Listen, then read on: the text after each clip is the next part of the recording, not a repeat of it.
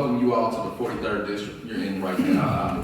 I am State Representative for the 43rd District, and it is an honor to stand before you on behalf of the Commonwealth.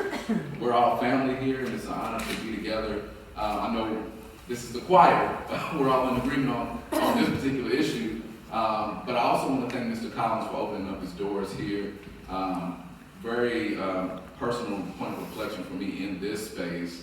I understand we're elevating Black history, African American history, and I talk often about my story here in the Commonwealth. I've had family enslaved in this Commonwealth. I've had family lynched in this Commonwealth. The stories of our legacy and how we need to move forward. We often don't get told those things, and we often get robbed of our history. And so this place speaks to the fact that how we move forward together means we know where we came from, and we know what happened so that we can lock arms and move forward together. So I'm honored to be here. And I'll just say to stay on topic with the impeachment process, to stress what everybody else has already said. I know we're the choir here, but we have a troubling crisis in our country. This is a crisis of confidence, of credibility, and of integrity. And the country, we're indeed at a crossroads. And the question we have to ask ourselves is, are we going to pursue the search for truth, or are we going to dodge, weave, and evade the truth? Now, those aren't my words. Those are actually the words of Mitch McConnell from about 20 years ago, during the last impeachment process in the move for president.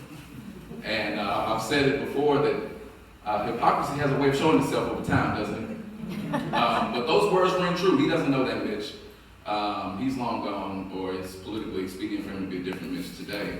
But those words are true. We are at a moment that is going to define our future.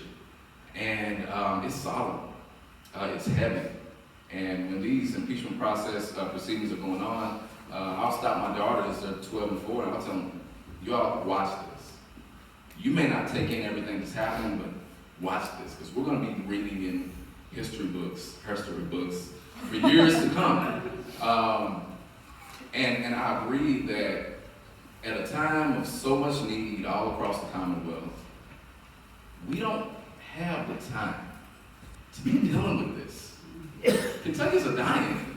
I talk all the time about having to ration insulin, folks are going without food, job opportunities are leaving, talk about the miners all the time. We know those jobs are leaving, folks are being left high and dry, public education is being undermined, organized labor is being undermined. We got a lot of work to do. We don't have time to deal with this. But we have a responsibility to. And quite honestly, if we don't stand in this moment, the democracy, this experiment that we're trying to perfect, it goes away. This stuff isn't just guaranteed. We've had to fight, bleed, and die for this democracy. It's fragile. And Donald Trump is kicking it off the cliff right now. And Mitch McConnell is shining his shoes while he does it. And the process that we're seeing now with this the Senate trial, it's been one of the hardest things for me to take in. I can only watch bit by bit. I'm a political nerd, so I live in this stuff. I think we probably all do. But it weighs on my spirit to see someone like Mitch McConnell disregard his oath and essentially say that, your voices don't matter, our national security doesn't matter, our Constitution doesn't matter, rule of law doesn't matter. The only thing that matters is his power. And he said it on national television that he will not be an impartial juror. He took his mask off, which is not typical for him. He tends to poke and cut shit and you don't know it's coming. He's skillful at how he has built this corrupt regime of his. But he took his mask off and he said that he's not going to be impartial. And so now we're seeing that play out. And it's shameful.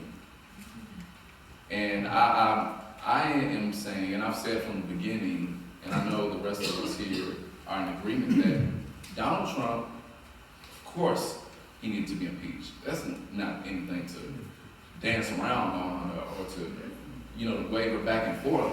He admitted on national television what he was doing. And every time he opens his mouth, he tells you exactly what he's trying to do to us. And he's proud of it. Of course he should be impeached. He should be removed. Of course he should. And this isn't about whether you like him or not. Whether you like him or not is what happens at the ballot box. This is about the rule of law in our Constitution. He has abused his power. And he's doing it every day he steps out. And he's saying, hey, you all, you let me off the hook on this. You better believe I'm going to do it again. This is bigger than politics. It's bigger than party. A lot of us saw through Trump's smoke screens when he was saying all the great things he's going to do. Just trust him. Only he can fix things. And a lot of us saw through that. But people who are hurting took a chance on this guy. From an honest perspective, we can unpack all that at another time.